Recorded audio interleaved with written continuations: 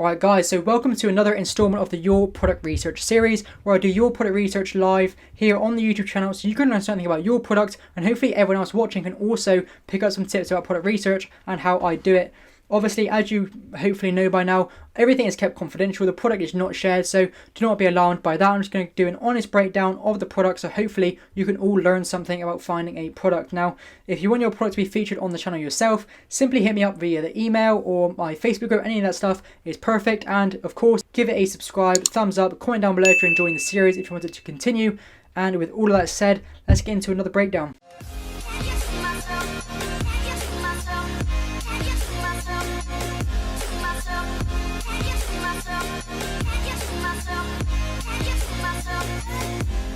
Alright guys, so for this product breakdown, I want to quickly go through the averages and then really get stuck into the actual data down below. So let's quickly go through the top section and establish what this is telling us, how important that is and how much it's going to influence our decision, and then really break down this product as best we can. So first of all, at the top, again, we have the search volume for the product. Now we want to make sure this is the main keyword for this product, because if we don't have the main keyword, we could be getting incorrect numbers and looking at a product that looks less competitive than it actually is if we had the main keyword. So with a search volume of 8,661, we can be pretty sure this is the main or one of the main keywords for this product. But you always want to check that with the helium-10 magnet or Cerebro tool, just to make sure that you have got the main keyword, because this could really affect your product research. And if you get this wrong, you could end up buying the wrong product, which you definitely don't want to do. So 100% recommend getting helium-10 for all of that. Again, all links and codes and stuff like that in the description if you want to get helium-10. But let's move on to the averages here. So just for a brief overview of what I like to look for, I like to look for a product that has over £100,000 average revenue total as a minimum, around £2,500 minimum revenue per seller. I don't really focus on the BSR average too much for the price. Anywhere from £15 to £30 is something that I would ideally like to go for. And the average reviews, probably less than around 250. But as I've spoken about before, we don't just judge competition on reviews. There could be an average reviews of 350, and you could have one seller that's boosting up really high by having 5,000 reviews and everyone else has really low. Or you could just have an average of 300 reviews where everyone has a really good amount of reviews, but all of the listings are poor, they're all terrible, none of them differentiate, they're all exactly the same, and you see a gap where you could go in and change things, and that still is judging competition. Competition isn't just based on the number of views. So all these numbers here are kind of within or close to what I'd like to go for. Obviously, the average total revenue, 150,000 on the lower end, but that's completely fine. The average revenue, 3,436, very, very healthy on a per seller basis per month. The average price is quite high, but again, you could get some people pulling that up, you could get some people pulling that down. We'll understand more about that when you break down what actually like each seller is getting. And the average reviews, 131, fairly low, so definitely happy with that. So with these top numbers kind of covered briefly because they don't really matter too much, let's get into the main bulk of the information, which is down here. So you can see the main category for this product is lighting. Now I have no issues with that product. There's not any like gating or restrictions in that product that I'm aware of. So straight away, that's a green light for me for this product. So onto the delivery. So we can see quite a few FBA listings here, 1 or 2 MFN, which means that the seller themselves are fulfilling it. Now, if you see a bunch of these, it could mean that the product is big, it's heavy, it's bulky, and it's going to cost too much for Amazon to ship it. And that's why you don't see very many FBA listings or people getting Amazon to fulfill their goods. But for this product, we can see most of the listings here are FBA. As you come down, there's quite a few more MFN, but because there is a bunch of FBA listings here, it doesn't really put me off this product or warn me of anything. I'll be definitely comfortable with going for this product just based on the delivery features here. So let's move on to the price, which is kind of the main hindering product, point of this product, because it is so high. And with a product that has a price this high, you're going to need a big budget to start, because if you're selling a product for, let's say, £35, then you can be pretty sure that product's going to cost you maybe around £10 to actually buy from China. If you want to buy 500 units for £10 each, that's going to cost you around £5,000 just in the cost of the units. So you need to have a lot of money if you're going to launch a product that has a very high price like this, compared to launching a product that sells for £10-15. It might only cost you a couple pounds to buy. So very, very big variations in how much you're going to need to start this product. But again, you're going to need to look at why are these sellers charging so much, because you have some people here who are selling their product for £44. You have some people selling it for £25. You have some people selling it for £60. So why is there such a big difference in the amount they're selling their product for?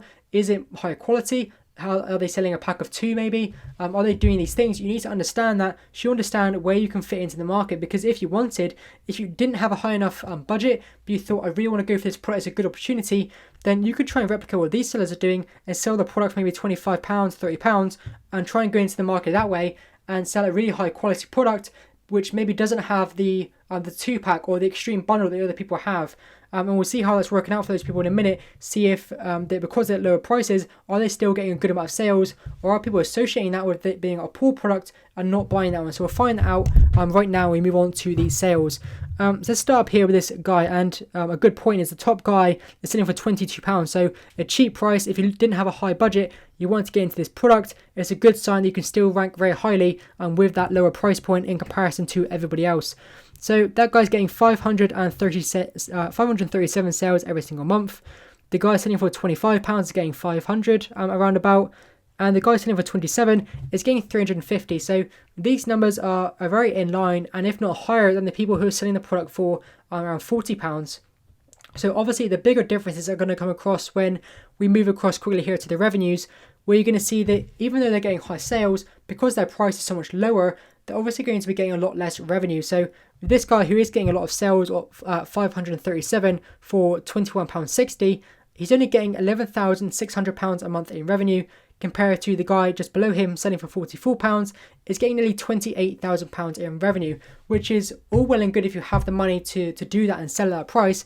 But if you don't, then £12,000 in revenue every single month is still not very bad at all. It's still very, very good. So this guy here doing around £9,000 and this guy here doing £12,250. So if you really wanted to sell this product, you didn't want a high budget, you can do very, very well selling it for £20 to £30, as we've just seen.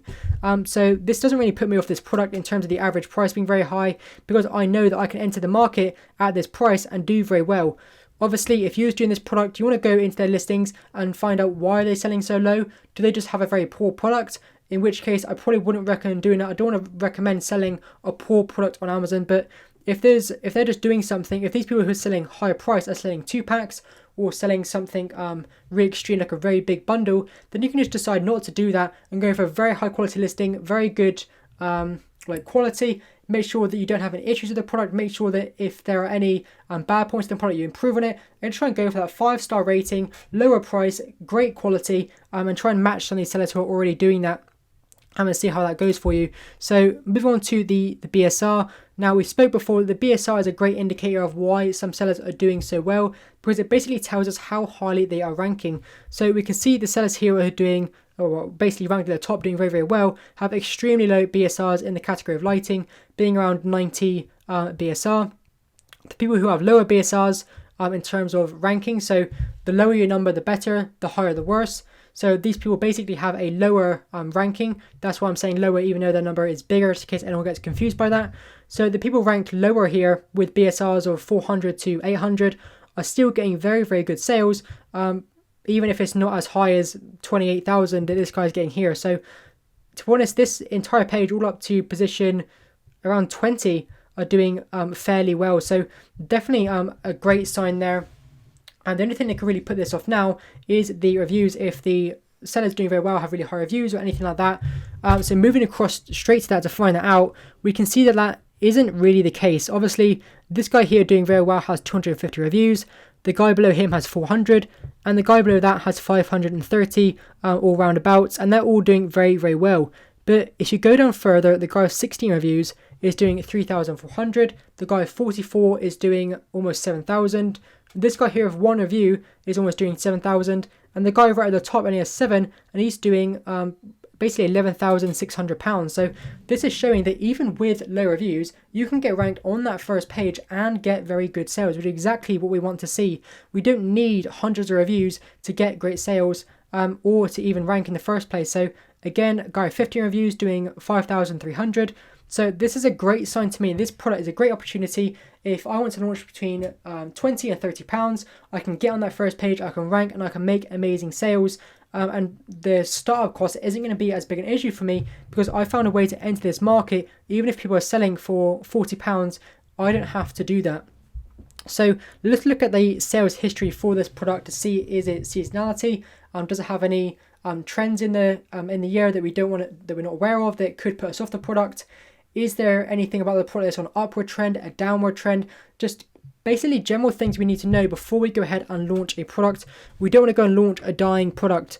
For example, if you launched fidget spinners when they were doing amazing, you might have looked and thought, wow, they're doing great sales, everyone has their reviews, and they just tanked and went straight down. You want to look for those kind of trends to make sure that's not the case. So we'll go for this guy here, 533 reviews. He's probably going to have a lot of sales history for us to view to see how this product does over the years. So if we go up here to all time, we can see since October 2019, he's been very, very erratic, so probably not the best one to look for. We'll go for the guy above him of 400 reviews, see if he's got an easier graph to look at. So July 2018, perfect. We can see basically since then, he's been very, very consistent over the years, slightly going upwards in terms of trend. So exactly what we'd like to see for a product. So let's look at the guy above that for 250 reviews, see if he has a similar trend. Because it's not enough seeing one person doing well and saying, okay, right, that's perfect, I'm going to do well. You need to justify it with a bunch of different sellers all showing the same numbers. So this guy is also just as erratic as the one we've seen before. So we'll just basically discard that and try and find someone who has a clear graph showing how the numbers are doing. So we'll try this guy with 200 reviews, see if he has a good graph for us to view, but it looks like he's probably not going to. So it goes back to 2019, December 2019, where he's doing fairly well and he's just started to do better. But the thing we basically really want to look at here is it's a positive correlation. Nonetheless, he's been doing better over time. The product's been getting more sales. So the sales charts aren't that comprehensive. They don't fill me with enthusiasm. This product is doing really well and it's done really well over time. But in general, that chart doesn't necessarily put me off massively because it's not like it's on a downward trend or the sales are doing bad or there's a clear seasonality. So it may just be these trends are not showing the product in its best light. So I would still probably go for this product based on just those sales trends. It doesn't necessarily put me off. And in general, I think this product is a pretty good opportunity. We did skip out the ratings here, which are all 4.5, 5 stars anyway. So there's nothing we can really greatly improve on the product, I'd say. But in general, I'd say this is a very good product opportunity if you can find out, can you launch a product for £20 to £25? And if you can, what can you still do to stand out and differentiate, which isn't going to break the bank and make sure you have to charge those high prices. But like I said, in general, you can launch this product, get on the first page, get great sales, and sell it at a cost-effective price. You can do very, very well with this product. In my opinion, I would go for this product. I think it's a very good opportunity. And thank you for the person who sent this in. It's definitely a good opportunity and I recommend you go for that. And I'll send you this video to make sure that you get it and see my breakdown of your product. Of course, if you want to get your product on the One Product Research series and you want me to break it down for you, then email me, message me personally on Facebook, and I'll be able to do a video and send it to you once I've made it. But that's basically it, guys. I hope you enjoyed this video, and if you're serious about selling on Amazon, you want that to be a long-term goal for you, you really want to do well every single month making money on Amazon, then check out the AZ Academy. It's the first link in the description. It's going to teach you absolutely everything from A to Z about selling on Amazon, exactly as I do now, but just more personalized, full one-to-one mentoring. Just go ahead and check that out if you're interested. If not, enjoy the free content. I do always teach you for free. I just hope you enjoy it. So click the subscribe button, hit the bell notification. I hope you enjoyed it, guys, and I'll see you in the next video.